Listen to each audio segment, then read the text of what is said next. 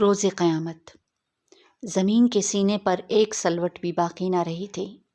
دریا اور پہاڑ، کھائی اور ٹیلے، سمندر اور جنگل، غرض دھرتی کا ہر نشیب مٹ چکا اور ہر فراز ختم ہو چکا تھا۔ دور تک بس ایک چٹیل میدان تھا اور اوپر آگ اگلتا آسماں۔ مگر آج اس آسمان کا رنگ نیلا نہ تھا، لال انگارا تھا۔ یہ لالی سورج کی دہکتی آگ کے بجائے جہنم کے ان بھڑکتے شعلوں کا ایک اثر تھی جو کسی اژدہے کی مانند منہ کھولے وقفے وقفے سے آسمان کی طرف لپکتے اور سورج کو اپنی گرفت میں لینے کی کوشش کرتے۔ جہنمی شعلوں کی لپک کا یہ خوفناک منظر اور بھڑکتی آگ کے دہکنے کی آواز دلوں کو لرزا رہی تھی۔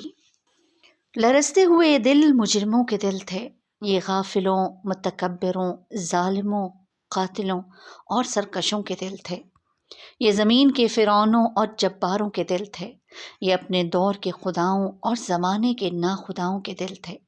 یہ دل ان لوگوں کے تھے جو گزری ہوئی دنیا میں ایسے جیے جیسے انہیں مرنا نہ تھا، مگر جب مرے تو ایسے ہو گئے کہ گویا کبھی دھرتی پہ بسے ہی نہ تھے۔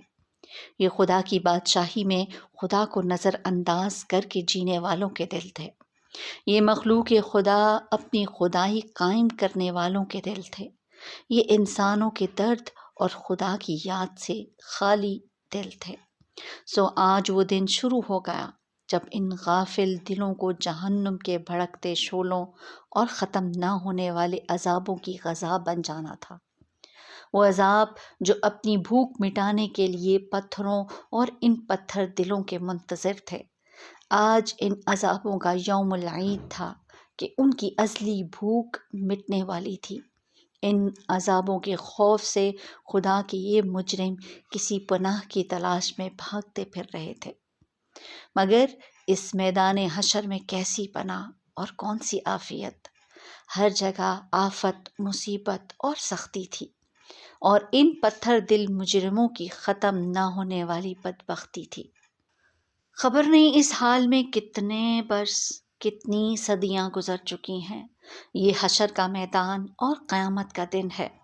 نئی زندگی شروع ہو چکی ہے، کبھی ختم نہ ہونے کے لیے۔ میں بھی حشر کے اس میدان میں گم سم کھڑا خالی آنکھوں سے سب کچھ دیکھ رہا تھا۔ میرے سامنے ان گنت لوگ بھاگتے دوڑتے گرتے پڑتے چلے جا رہے ہیں۔ فضا میں شعلوں کے بھڑکنے کی آواز کے ساتھ لوگوں کے چیخنے چلانے، رونے پیٹنے اور آہوزاری کی آوازیں گونج رہی ہیں۔ لوگ ایک دوسرے کو برا بھلا کہہ رہے ہیں، گالیاں دے رہے ہیں، لڑ جھگڑ رہے ہیں، الزام تراشی کر رہے ہیں، آپس میں گتھم گتھا ہیں۔ کوئی سر پکڑے بیٹھا ہے، کوئی منہ پر خاک ڈال رہا ہے، کوئی چہرہ چھپا رہا ہے، کوئی شرمندگی اٹھا رہا ہے، کوئی پتھروں سے سر ٹکرا رہا ہے، کوئی سینہ کوبی کر رہا ہے، کوئی خود کو کوس رہا ہے، کوئی اپنے ماں باپ، بیوی بچوں، دوستوں اور لیڈروں کو اپنی اس تباہی کا ذمہ دار ٹھہرا کر ان پر برس رہا ہے۔ ان سب کا مسئلہ ایک ہی ہے، قیامت کا دن آ گیا ہے اور ان کے پاس اس دن کی کوئی تیاری نہیں۔ اب یہ کسی دوسرے کو الزام دیں یا خود کو برا بھلا کہیں، ماتم کریں یا صبر کا دامن تھامیں، اب کچھ نہیں بدل سکتا۔ اب تو صرف انتظار ہے کائنات کے مالک کے ظہور کا، جس کے بعد حساب کتاب شروع ہوگا اور عدل کے ساتھ ہر شخص کی قسمت کا فیصلہ ہو جائے گا۔ یکایک ایک آدمی میرے بالکل قریب چلایا، ہائے، اس سے تو موت اچھی تھی، اس سے تو قبر کا گڑھا اچھا تھا۔ میں ارد گرد کی دنیا سے بالکل کٹ چکا تھا کہ یہ چیخ نما آواز مجھے سوچ کی وادیوں سے حقیقت کے اس میدان میں لے آئی، جہاں میں بہت دیر سے گم سم کھڑا تھا۔ لمحہ بھر میں میرے ذہن میں ابتدا سے انتہا تک سب کچھ تازہ ہو گیا۔ اپنی کہانی، دنیا کی کہانی، زندگی کی کہانی، سب فلم کی ریل کی طرح میرے دماغ میں گھومنے لگی۔ اس بھیانک دن کے آغاز پر میں اپنے گھر میں تھا اس گھر کا محل وقوع خارجی دنیا کے کسی شخص کو سمجھایا نہیں جا سکتا۔ ایک ظاہر بین نظر کے لیے یہ گھر قبر کا ایک تاریک گڑھا، مگر دراصل یہ آخرت کی دنیا کا پہلا دروازہ تھا، وہ دروازہ جسے اندر سے نہیں کھولا جا سکتا۔ مجھے اس دروازے کو کھولنے میں کوئی دلچسپی تھی بھی نہیں، کیونکہ میں اس دروازے سے گزر کر برزخ کی اس دنیا میں داخل ہو چکا تھا جس میں میرے لیے ختم نہ ہونے والی راحت تھی۔ اس روز مجھ سے میرا ہمدم دیرینہ اور میرا محبوب دوست صالح ملنے آیا ہوا تھا۔ صالح وہ فرشتہ تھا جو دنیا کی زندگی میں میرے دائیں ہاتھ پر رہا۔ اس کی قربت موت کے بعد کی زندگی میں میرے لیے ہمیشہ باعث طمانینت رہی تھی، اور آج بھی ہمیشہ کی طرح ہماری پرلطف گفتگو جاری تھی۔ دوران گفتگو میں اس سے پوچھا، یار یہ بتاؤ تمہاری ڈیوٹی میرے ساتھ ہی کیوں لگائی گئی ہے؟ بات یہ ہے عبداللہ کہ میں اور میرا ساتھی دنیا میں تمہارے ساتھ ڈیوٹی کیا کرتے تھے، وہ تمہاری برائیاں اور میں نیکیاں لکھتا تھا، تو مجھے 2 منٹ فارغ نہیں رہنے دیتے تھے۔ کبھی اللہ کا ذکر، کبھی اس کی یاد میں آنسو، کبھی انسانوں کے لیے دعا، کبھی نماز، کبھی اللہ کی راہ میں خرچ، کبھی خدمت خلق۔ کچھ اور نہیں تو تمہارے چہرے پر ہمہ وقت دوسروں کے لیے مسکراہٹ رہتی تھی، اس لیے میں ہر وقت کچھ نہ کچھ لکھتا ہی رہتا تھا۔ تم نے تو مجھے تھکا کر مار ہی ڈالا تھا، لیکن ہم فرشتے تم انسانوں کی طرح ہوتے نہیں کہ برائی کا بدلہ برائی سے دیں، اس لیے تمہاری اس برائی کے جواب میں بھی دیکھ لو کہ میں تمہارے ساتھ ہوں اور تمہارا خیال رکھتا ہوں۔ صالح نے انتہائی سنجیدگی سے میری بات کا جواب دیا۔ میں نے اس کی بات کے جواب میں اسی سنجیدگی کے ساتھ کہا، تم سے زیادہ برائی میں نے الٹے ہاتھ والے کے ساتھ کی تھی، وہ میرا گناہ لکھتا مگر میں اس کے بعد فوراً توبہ کر لیتا، پھر وہ بیچارہ اپنے سارے لکھے لکھائے کو بیٹھ کر مٹاتا اور مجھے برا بھلا کہتا کہ تم نے مٹوانا ہی تھا تو لکھوایا کیوں تھا۔ آخر اس نے تنگ آ کر اللہ تعالیٰ سے دعا کی کہ اس شخص سے میری جان چھڑائیں، اس لیے موت کے بعد سے اب تم ہی میرے ساتھ رہتے ہو۔ یہ سن کر صالح ہنسنے لگا اور بولا، فکر نہ کرو، حساب کتاب کے وقت وہ پھر آ جائے گا، قانون کے تحت ہم دونوں مل کر ہی تمہیں اللہ تعالیٰ کے سامنے پیش کریں گے۔ یہ بات کہتے کہتے اس کے چہرے پر گہری سنجیدگی کے آثار نمودار ہو گئے۔ وہ بولتے بولتے چپ ہوا اور سر جھکا کر ایک گہری خاموشی میں ڈوب گیا۔ میں نے اس کا یہ انداز آج تک نہ دیکھا تھا۔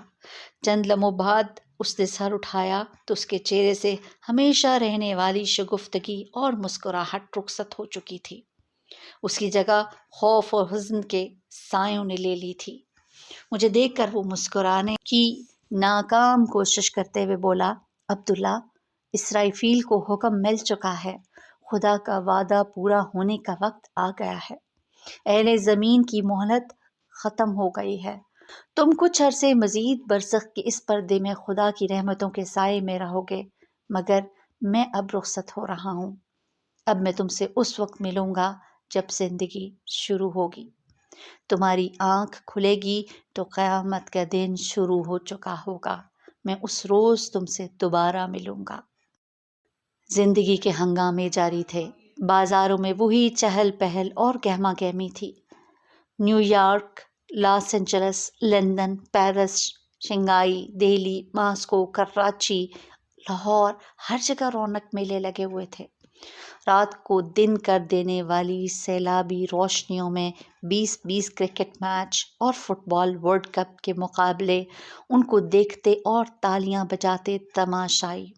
پب اور بار میں شراب پیتے اور کلبوں میں بدمست لوگ، ہالی ووڈ اور بالی ووڈ کی ایکشن اور تھرل فلموں میں اداکاروں کے جلوے اور ان جلووں کے شوقین تماشبین، فلموں اور ڈراموں اور stage T V, belly dance, fashion shows میں تھرکتی مٹکتی اپنے جسم کی نمائش کرتی ماڈلز اور اداکارائیں، اس نمائش سے اپنی تجوریاں بھرتے سرمایہ دار، نئے دور کے نئے فاتحین عالم، ملٹی نیشنل کمپنیوں کے مالکان اور ان کو اپنا علم و ہنر بیچ کر اپنے مستقبل کے خواب بننے والے باصلاحیت نوجوان، میڈیا کی چمک دمک، صحافت کے مرچ مسالے اور بازار سیاست کے ماند نہ پڑنے والے مکر و فریب کے ہنگامے، بازاروں میں گھومتے اور خریداری کرتے مرد اور خواتین اور ان کو بلاتی رجاتی دکانیں اور دکاندار،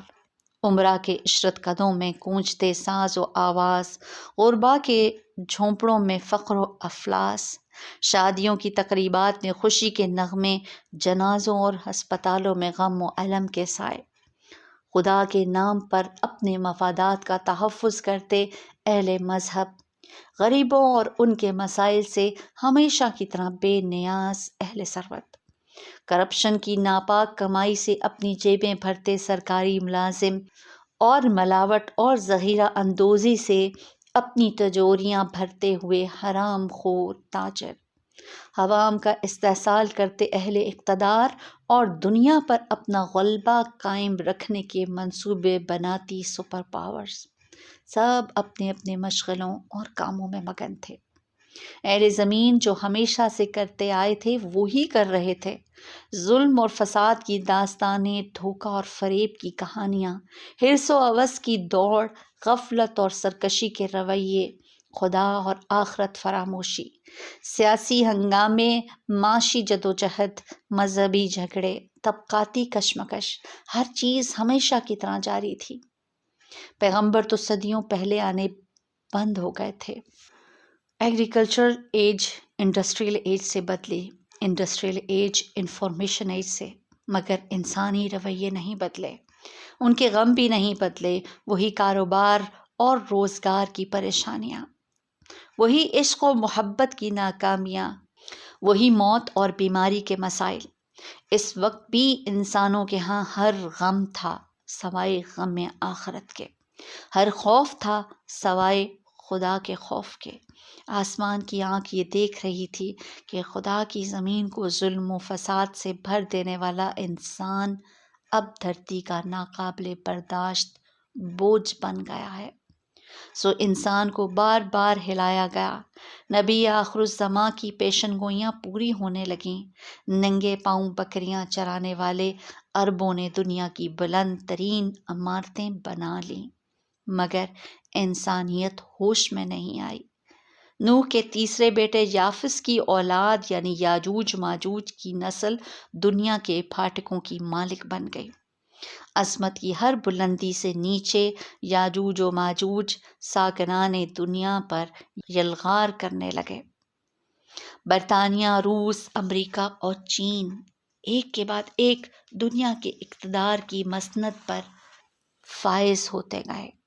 آسمانی صحیفوں کی تمام پیشن گوئیاں پوری ہو گئیں، مگر انسانیت پھر بھی ہوش میں نہ آئی۔ سونامی آئے، سیلاب آئے، زلزلے آئے، مگر انسانیت غفلت سے نہ نکلی۔ خدا نے انفارمیشن ایج پیدا کر دی، اس کے اجمی بندوں نے نبی عربی کے پیغام کو اٹھایا اور انسانیت پر حجت تمام کر دی، مگر انسانیت پھر بھی نہ سنبھلی۔ قیامت سے قبل قیامت کی منظر کشی آخری درجے میں آ کر انسانیت کو جھنجھوڑ دیا گیا، مگر لوگوں کے رویے میں کوئی تبدیلی نہ آئی، سو جسے آخرکار آنا تھا وہ آ گئی۔ اسرافیل نے خدا کا حکم سنا اور سور ہاتھ میں اٹھا لیا، دیکھتے ہی دیکھتے قیامت آ گئی، سورج کی بساط لپیٹ دی گئی، تارے بے نور ہونے لگے، ہمالیہ جیسے پہاڑ ہوا میں روئی کے مانند اڑنے لگے، کوہسار ریگزار بن گئے، سمندروں نے پہاڑ جتنی اونچی لہریں اٹھانا شروع کر دیں، میدان سمندر بن گئے، زمین نے اپنا آتش فشاں باہر اگل دیے، وادیوں میں آگ کے دریا بہنے لگے، دھرتی نے اپنے سارے زلزلے باہر نکال پھینکے، زمین الٹ پلٹ ہو گئی، شہر کھنڈروں میں بدلنے لگے، عمارتیں خاک ہونے لگیں، آبادیاں قبرستانوں کا منظر پیش کرنے لگیں۔ کمزور انسان کی بلا حیثیت ہی کیا تھی، وہ جو کچھ دیر قبل نئے گھر کی تعمیر کے منصوبے بنا رہے تھے، نئی دکان اور نئے کاروبار کی منصوبہ بندی کر رہے تھے، شادی اور نکاح کی امیدیں باندھ رہے تھے، نئی کار اور نئے کپڑوں کی خریداری کر رہے تھے، اولاد کے مستقبل کی پلاننگ میں مصروف تھے، اپنے تمام ارادے اور سارے عزائم بھول گئے، مائیں دودھ پیتے بچے چھوڑ کر بھاگیں، حاملہ عورتوں کے حمل گر گئے، طاقتور کمزوروں کو کچلتے اور نوجوان بوڑھوں کو چھوڑتے بھاگنے لگے۔ سونا چاندی سرے راہ پڑے ہیں، نوٹ ہوا میں اڑ رہے ہیں، قیمتی سامان بکھرا ہوا ہے، مگر کوئی لینے والا سمیٹنے والا نہیں۔ گھر، کاروبار، رشتہ دار، ناتا و اسباب سب غیر اہم ہو چکے ہیں، ہر نفس صرف اپنی فکر میں ہے۔ آج انسان سب کو بھول گیا ہے، صرف ایک خدا کو پکار رہا ہے، مگر کوئی جواب نہیں آتا۔